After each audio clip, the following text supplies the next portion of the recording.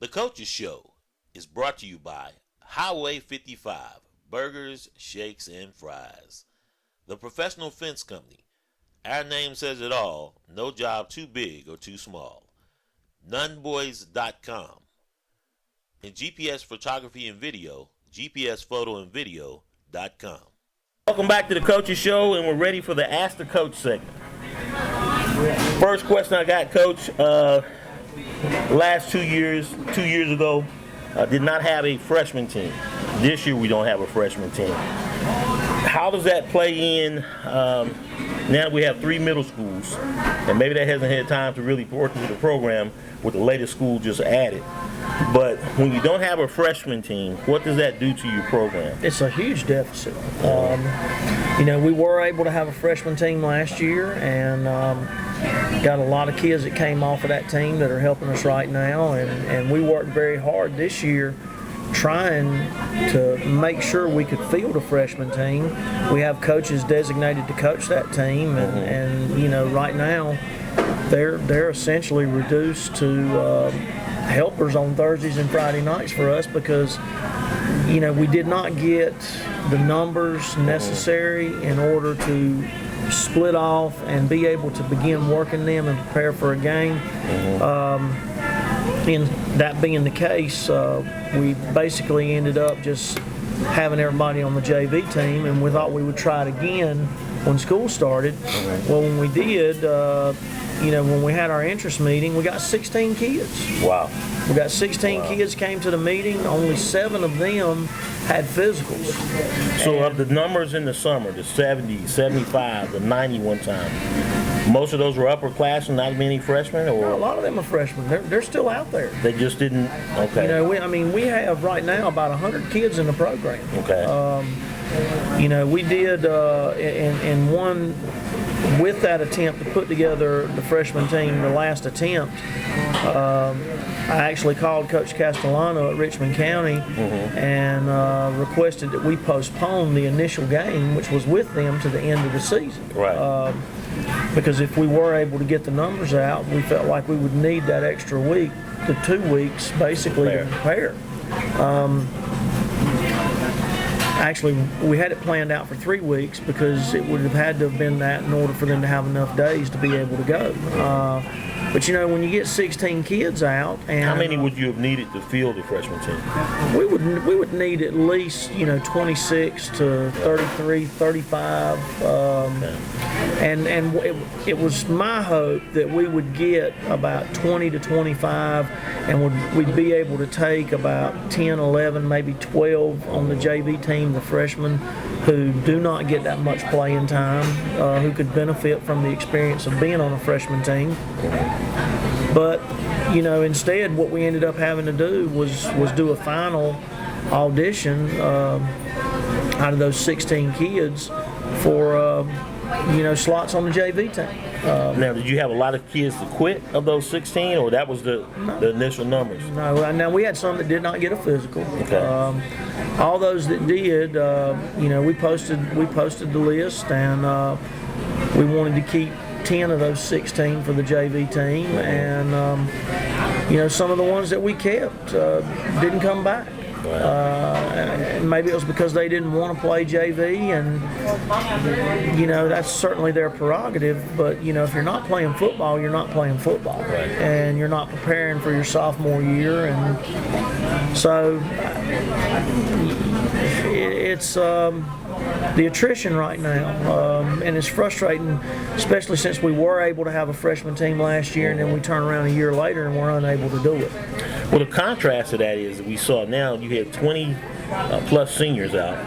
A lot of those guys had not played football before, and a lot of these were the same guys under Coach Butts did not want to come out and play.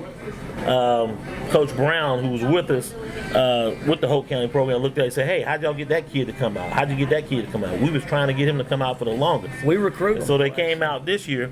But again, if you haven't played football since your freshman year of middle school, big learning curve. But the thing, and we recruit the hallways, we recruit the cafeterias and the lunches and the bus lots and everything else.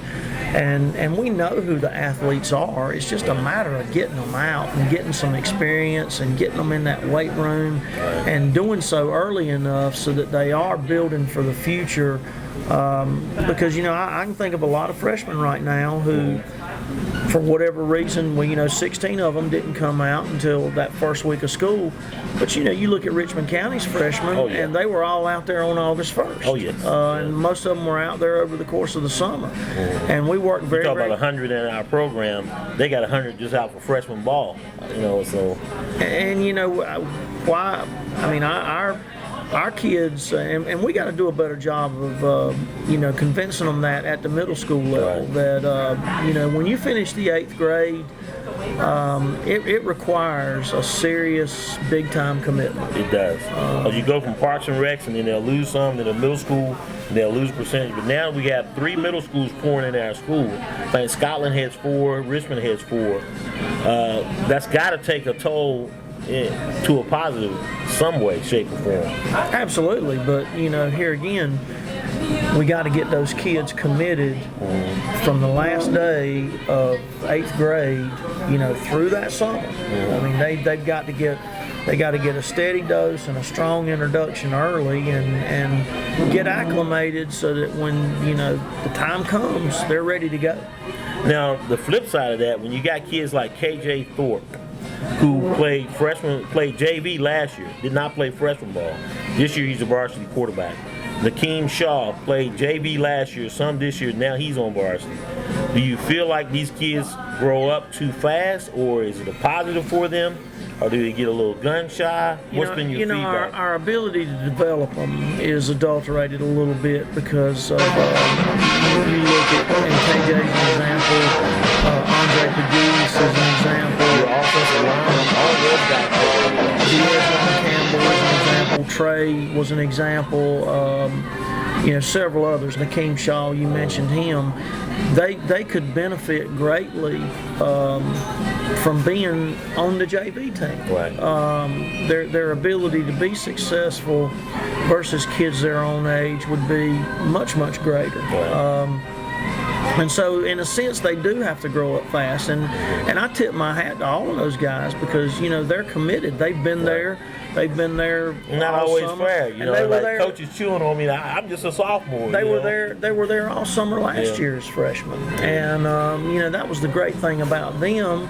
And because they were there and because they worked, that's why they were on the JV team last year and not on that big team. And bottom line, they can play. And they can play. I feel badly for them, though, because they're being thrust into an environment that's much faster, and whereas if they were playing on Thursday night, it's much more suited to their capabilities as far as giving them the opportunity to excel, not just be good football players, but to excel as football players and really show what they're capable of doing. At 0-4, are you having problems motivating them? The kids' response has still been good? The biggest problem is motivating me. It's I get up every day and we're intense at practice. We've modified our practice schedule. We continue to evolve there and trying to make it fun, trying to pick up motivation, and all of that appears to be productive. Practice is not a drudgery, and we're not out there arguing and like pulling eye teeth trying to get them to do things we need to do.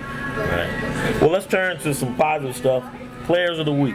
And once again, he's up to 607 yards is what I'm tracking. Offensive line, Jacob Rushing, not as good a week as 71st, but we had him as the offensive player of the week once again. Well, that's a good pick. Our offensive player of the week, believe it or not, was Brandon Smith. Really? It was. There was a Brandon Smith sighting. We saw the one catch. But, the coaches overruled. Now, this is what me and Hal put together. But hey, I like yours. The coaches, you like ours? Okay, I so do we'll like go with Jacob Rushing. On the defense, we saw the sack by Donovan Wirt and Mikael Locklear. A lot of tip balls. Chifo was again making his presence known. Tyshawn Garlington with the pick 6. The defense this week was interesting on the defensive player of the week because there were a lot of people we could have picked out that made some special plays, despite the play of defensive back. I mean, you had some feast and famine at defensive back, especially when we hit a pick 6. So, who did you guys have on the defensive player? Our staff felt like Dylan Derisme. Dylan Derisme. He's one of our defensive tackles, and he certainly by far played his best game. Okay. Who did y'all have? Well, I mean, those were the candidates that we had. Okay. He was not one of them, but those are the candidates we had. And Hal had some more, but then he had to leave early. So, hey, we always default to the coaches because you guys know. Well, bottom line, you guys grade them out. Right. So we may have a guy that made a great play, but he may and not those grade it out well. Those other guys played well. They really Yes, they did. did. But in our staff meeting on Sunday, we felt like that the level that Dylan played at on Friday. Yeah, he's a brand new name. If we haven't been called, what's his number? number 55. Number 55. So he wasn't the one that got the sack, right? He got one. Okay. So I thought we was tracking it. There were 2. So okay. Dylan Derisme, defensive player of the week. Special teams, we had Nakeem Shaw. That's based exactly on who we had. on the kickoff return, but his play at defensive back. But That's exactly who we had. but we did have him on that. He wasn't a strong candidate for defensive. No, player. no, he was not a strong candidate defensive back. But it goes back to what we were saying earlier. He's back there playing corner in a varsity situation, still working on developing the self-discipline necessary to do exactly, and we told him every time he got caught peeking in the backfield, they got behind him. They got it. And we coached him. We coached him the whole game, and we've coached him all week about what he's got to do to keep that from happening. Good thing about it, he's just a sophomore. That's the best thing about it. Coach, as always, appreciate you sitting down and talking with us.